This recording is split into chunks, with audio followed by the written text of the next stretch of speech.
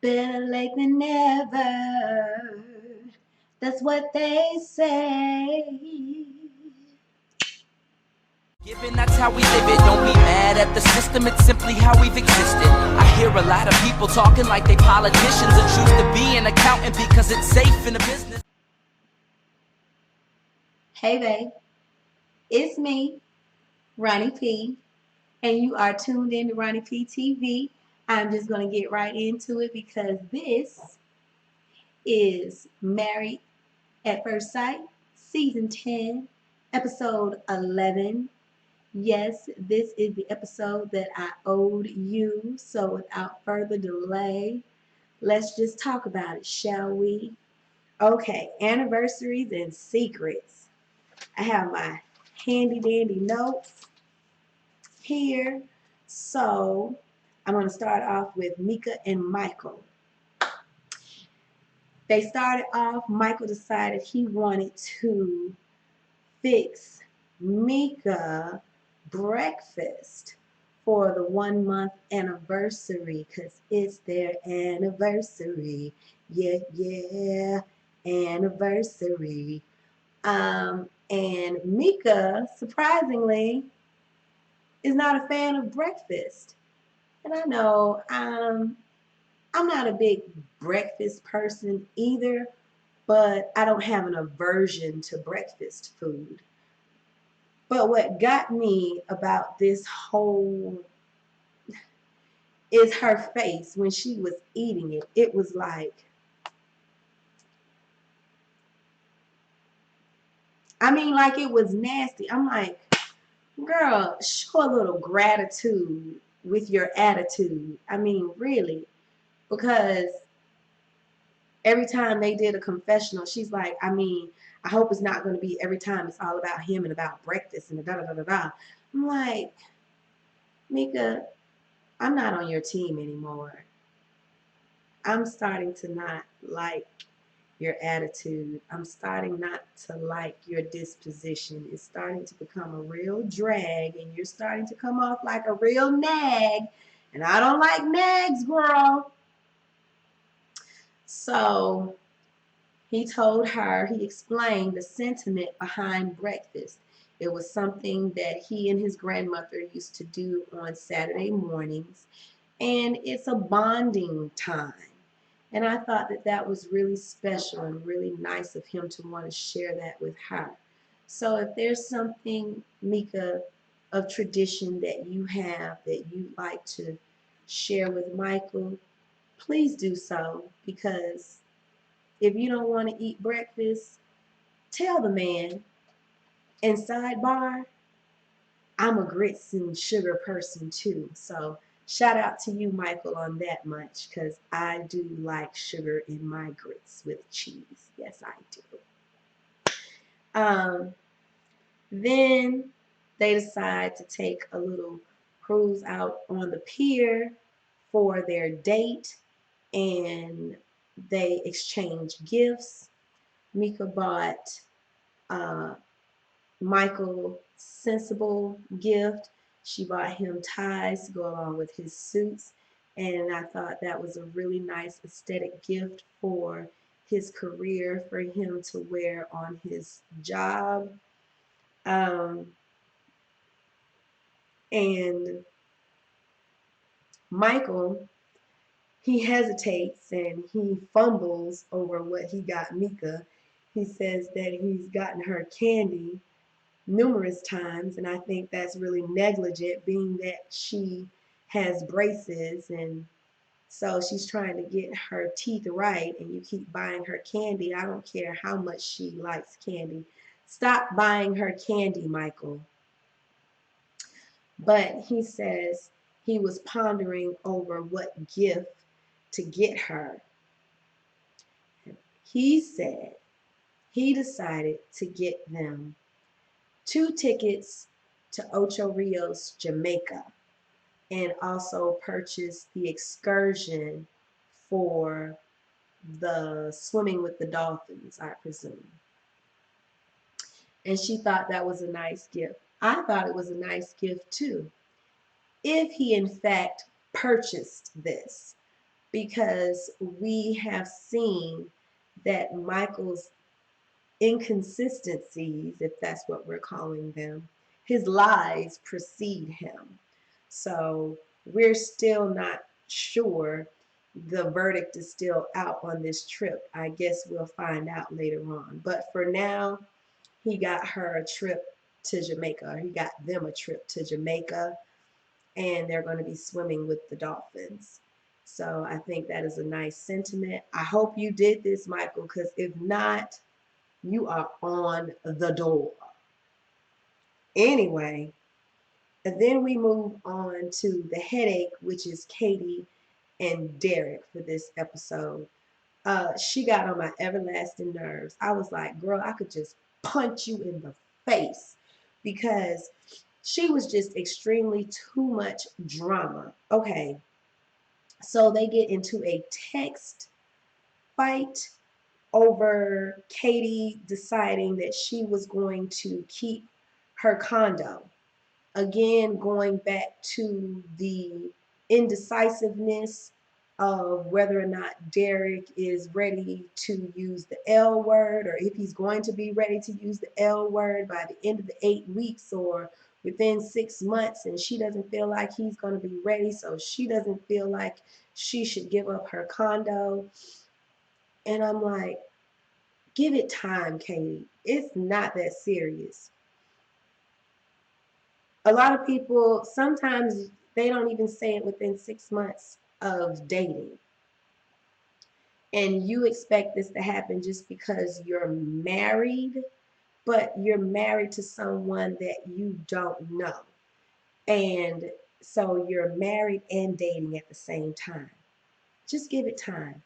Something happened interim during this conversation, this textation, and he told her, pardon me, F you. And she realized, okay, she set a new boundary that she doesn't want to be sworn at. Totally respect it. Get it, girl. However, when you say that you don't want to be cursed at, you have to respect that you're going to reciprocate that same gesture. You're going to extend that same respect to the other person. If you don't want to be cursed at, that means that you're not going to curse at them. It doesn't mean that you still have that leniency. If you don't want something done to you, that means that you don't do it to the other person. It's an unspoken. But she realizes she doesn't want to be cursed at. She asks him to respect these wishes. He says that it wasn't intentional. He apologizes for it. He just wanted them to have a good anniversary. And I don't even recall her saying that she got him anything for their anniversary unless it was that raggedy kitty cat of hers that's overrated. I mean, he got that like what, a couple of days after the honeymoon. So that's not an anniversary gift. If that's all you got him, girl, take it back. He got her a trip to, I think, Tennessee to see, or I think, yeah, Nashville to see, to go to a concert, to see her favorite artist, music artist. Then he put together a collage, a pic collage of her family and their family, pictures of her dog, because these are near and dear and special to her. So he wanted to do something that really captured them growing together as a family, them as a unit. And she, of course, started with all her crying and her tears. And I was like, pardon me, but F you, Katie. That's how I felt. So I dropped the F bomb on her too. And I don't care how she feels about it. I just feel like if you really want to have a bond, if you really want to start off, you got to start off right, and you want to start off with a clean slate. These couples are coming into this with the I mentality and not with a we mentality. They're still thinking like single people. in my opinion. And that's a recipe for disaster. So you can't come into it with an I'm right, you're wrong. This is how I want it. It's okay. We both have our own ideas, our own opinions, and our own perception of what we want this to be and how we want this to be. So, how can we fuse those two ideas together to make it work for the both of us? It's going to be rocky. Hell, it's rocky for people that have known each other for years and they have clearly decided that they want to be together. You two decided that you were going to let experts choose your spouse for you. It's like buyer beware. So you got what you got, and now you're going to stick it out and deal with it. That's pretty much how this is going to go. Yes, I have my handy dandy cocktail. And shout out to Miss Carrie James, who thought I was drunk in my last video. No, girlfriend, I was not drunk. As I stated, I was ill. I take medications, and I stayed up just so I could get episode 12 out on time. And I am staying up so that I could get out 11 before 13 comes out. But tonight, I am having libations.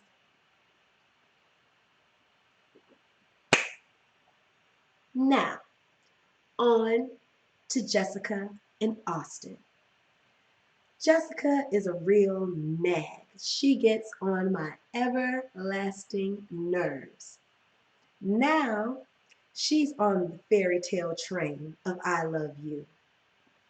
She feels like her emotions are in high octane soar, and she believes that she's been bitten by the love bug and she is now in love with Austen. She's not. She's smitten, but she thinks it's love. She's in deep adoration of Austen. It's not love. She has deep feelings, but it's not love. But she thinks it is. So she wants to say, I love you to Austen, but she won't say, I love you to Austen. Why? Because she wants to force Austen to say it first some kind of way. So they go to the batting cage. They're at the batting cage and they're hitting the balls and they're having a great time. And she can't even really truly enjoy herself because she's trying to figure out a way of getting him to say it. And I'm like, girl, if it's that much to you, if it means that much, just go ahead and tell him and see where the cards may fall. But he's already told you that he's not ready to say, I love you. So you ain't going to hear it from him. But if that's how you believe you feel, it's okay to share your feelings if those are your true feelings.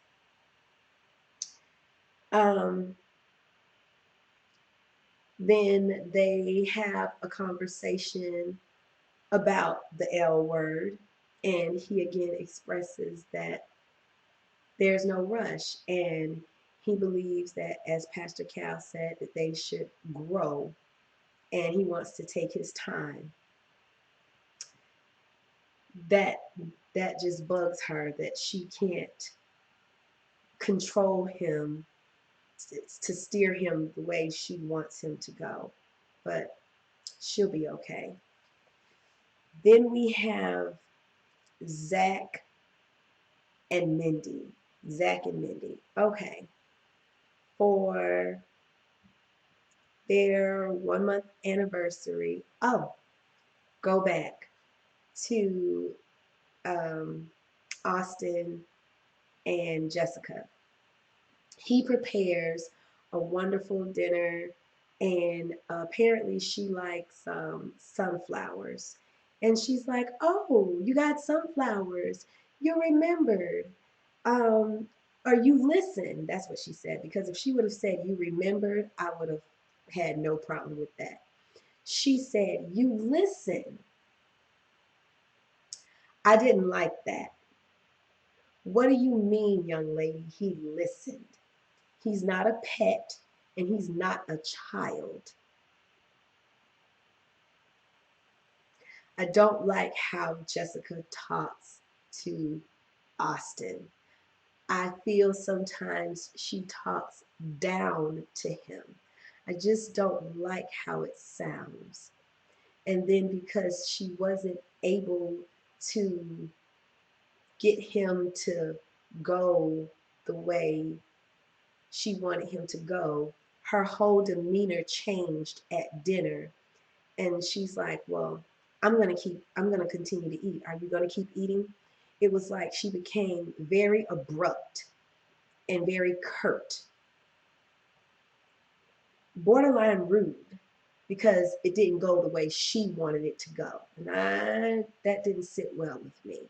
So her controlling ways, they show themselves, but Austen is very hopeful. He's very hopeful for his marriage and his relationship. But Jessica is going to, over a matter of time, there's still 4 weeks left, and I think she's going to really show her true colors. And I don't think they're pretty or pastel. Now we can go on to Zach and Mindy.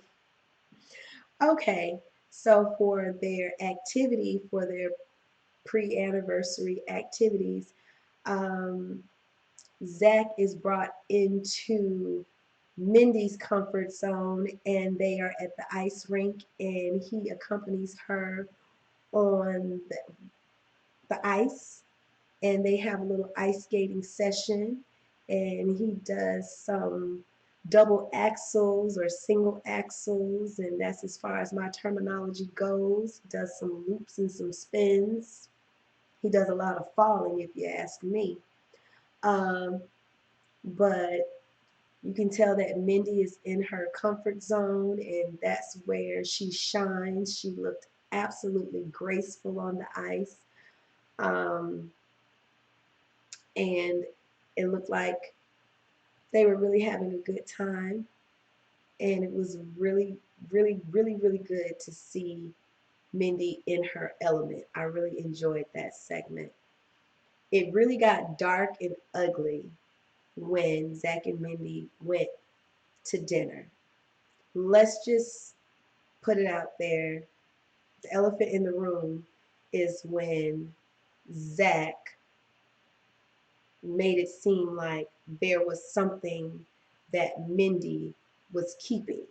She was hiding something, which clearly we know there's nothing that she's hiding. Um, but he said, "Is there anything that you haven't told me that you want to share now that you've been keeping from me? You said that you wanted this to be an honest experience. You wanted to get the most out of this, da da da da, but you haven't been completely honest with me."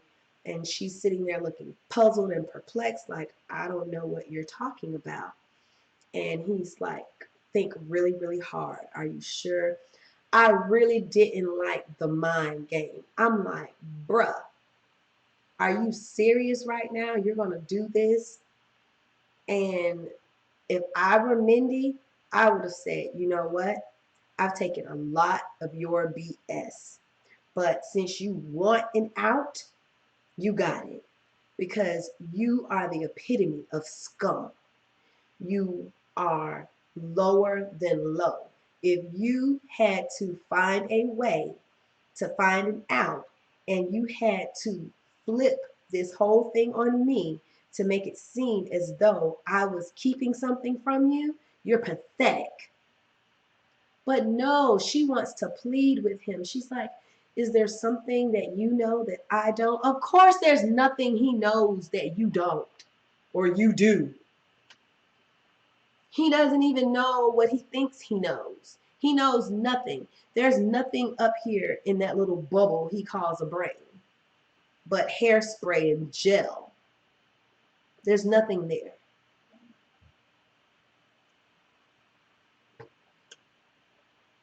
he's an idiot. I don't like him. You're an idiot, Zach. You're insensitive. You're cruel. You're self-absorbed. You're dishonest and deceitful.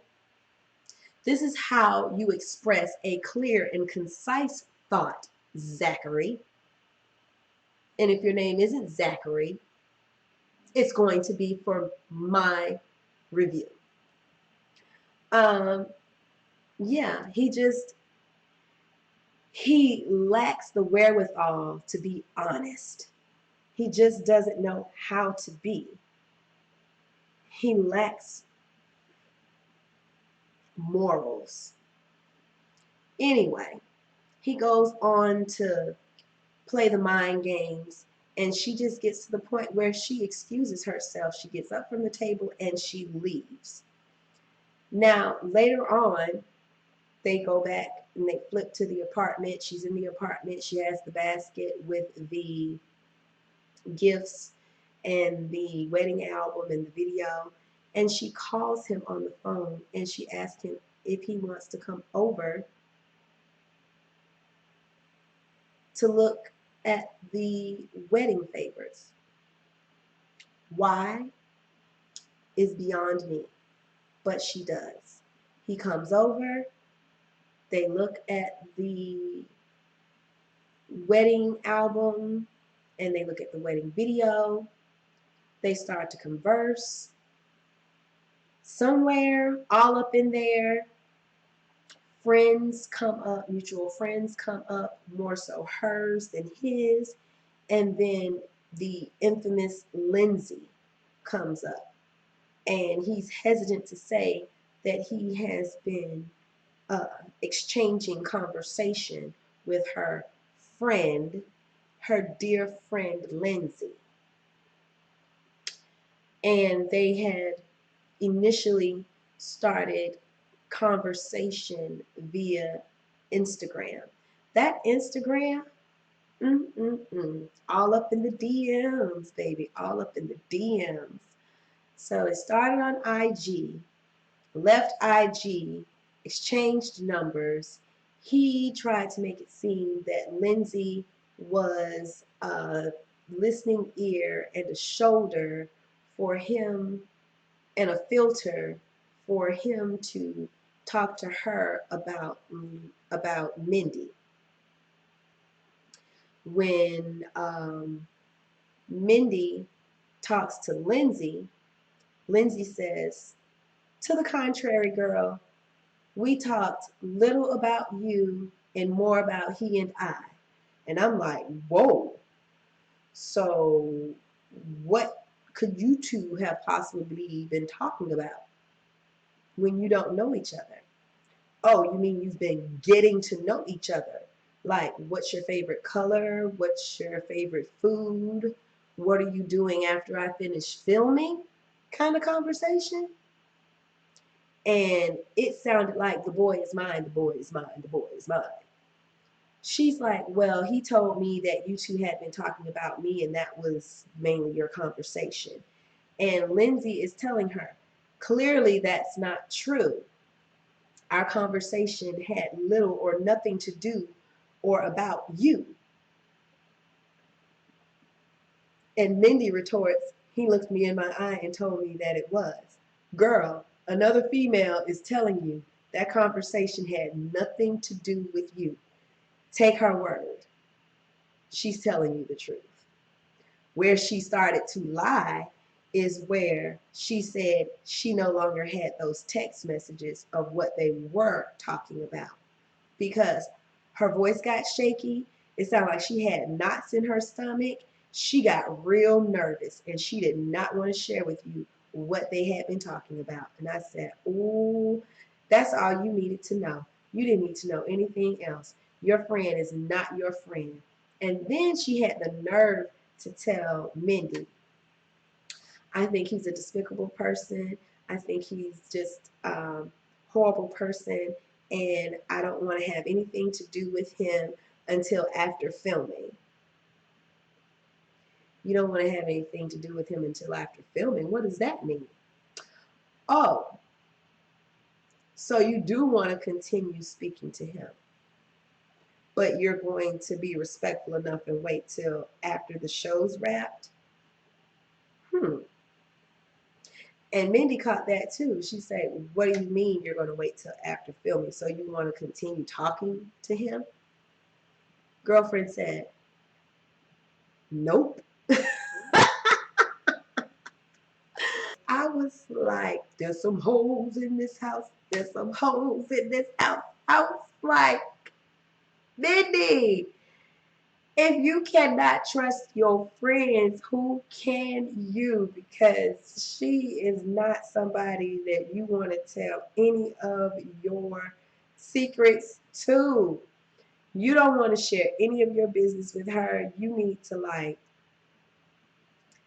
usher her up out of your life with the quickness. So after that conversation, Mindy concluded, okay, I'm being lied to. You think, girl? So that's where that went down. Last and pretty much least, we have Taylor. Yes, Taylor and Brandon. Okay, so they both have their albums, their wedding albums delivered to them separately. So they look at their albums separately. Brandon's still not trusting Taylor, and Taylor is still professing that she feels hopeful, and if Brandon was willing and could come around and could get over the things that they've gone through, that she thinks that they would be able to overcome and turn it around. So she invites Brandon to the nail salon. Um, this was a recipe for disaster because Taylor's attitude is just all wrong at this point. Like, there is no compassion for what she did, there is no remorse for what she did. There's nothing. She's just like, okay, I did what I did. You did what you did. Now we can move on. And I don't think that's cool. And I feel like Brandon has every reason to feel more skeptical and also be offended by what transpired. When he gets to the salon, they speak, and she says that she got him something, so she gives him the card, and he's like, initially, he's like, oh, wow, thanks. He's like, had I known that you were going to get me something, I would have gotten you something as well. So she's like, I want you to read it. I think that was a bad idea. Maybe she should have just let him read it later on. Or she should have told him when she wanted him to read it, said it's an apology. Prefaced by saying, it's an apology. I wanted you to know that I was sorry for what transpired. But she wanted him to read the card as if it's like an anniversary card, because she kept stressing anniversary, anniversary. We made it to our 1 month anniversary. No, you did not make it to a 1 month anniversary, girl. Y'all didn't even make it past Panama.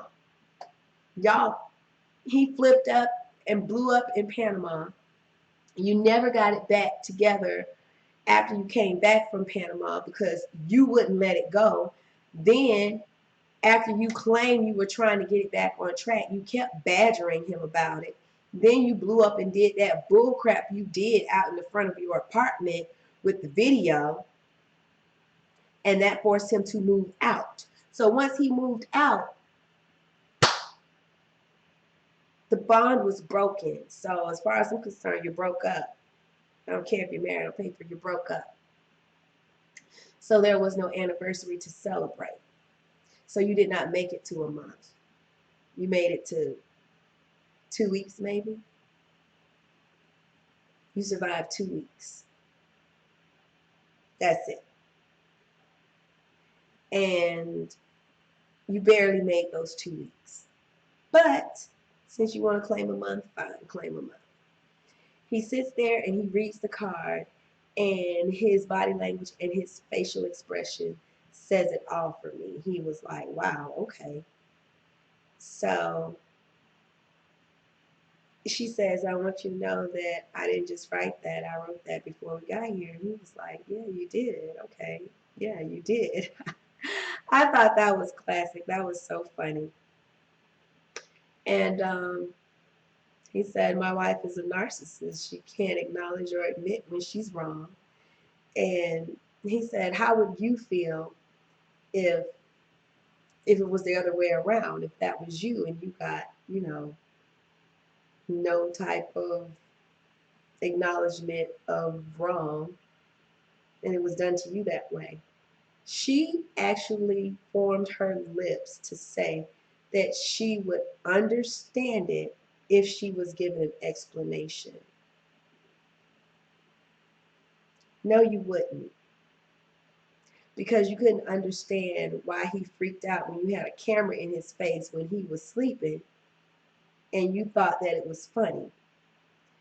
Then you didn't understand, he didn't understand the joke behind you going off on this rant out in front of the apartment talking about there was no one worthy and you're single, and that was supposed to be a joke too, but it didn't find the humor in that. Only you and your friend Tochi found the humor in this alleged joke that everyone else found cruel. Even Dr. Pepper found it cruel. So I don't understand, Taylor. And then you just want him to get past it and move on. But you couldn't do that for Panama. That's why we're here. And that's why the video came up, because you couldn't get past it and move on. And then she throws up, well, do you want to be friends? Can we be friends? I thought you were trying to save your marriage. No one who's trying to save their marriage offers friendship. They want to save their marriage. So they don't offer friendship. So when she asked, do you want to be my friend? And he told her, no, I don't. There's your answer. And you know what she did? Okay, take care. Got on that handy dandy mobile. I got to. But you don't see me on them like that. Like, geez Louise, girl. Like, every time we see you, you are on a mobile device. Either it's on your arm, it's in your hand, it's in your ears. You are just strapped up.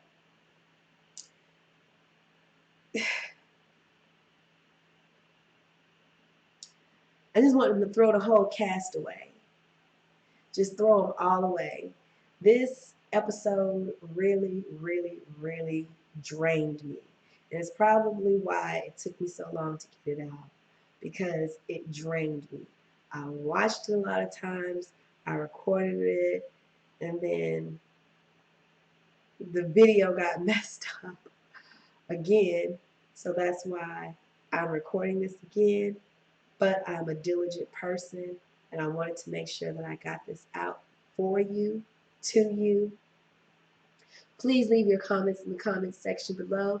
Let me know what you think of Michael and Mika, and tell me what you thought. Do you really believe that he purchased the tickets for Ocho Rios, Jamaica? Do you really believe that they are going as he said?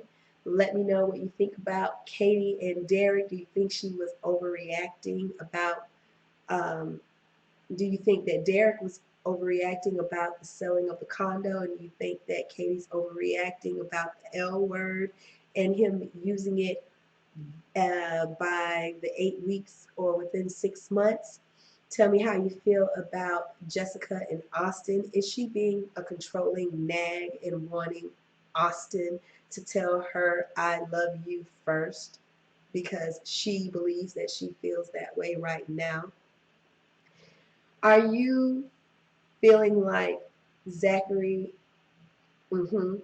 is being honest and transparent, or do you believe that he has motive, selfish motive, to even be on this show in the first place, and he is using Mindy as a pawn? And finally, Brandon and Taylor. Do you believe that they should call it quits, or should they try to find a way to get themselves back on track? Leave your comments in the comments section below. Let me know what you think about this review. Let me know what you think about the different couples thus far. And if you are so inclined, please don't forget to like this video, share this video if you care, and most importantly, subscribe to my channel. Thank you so much for tuning in. It is always a pleasure to spend time with you. And until next time, bye.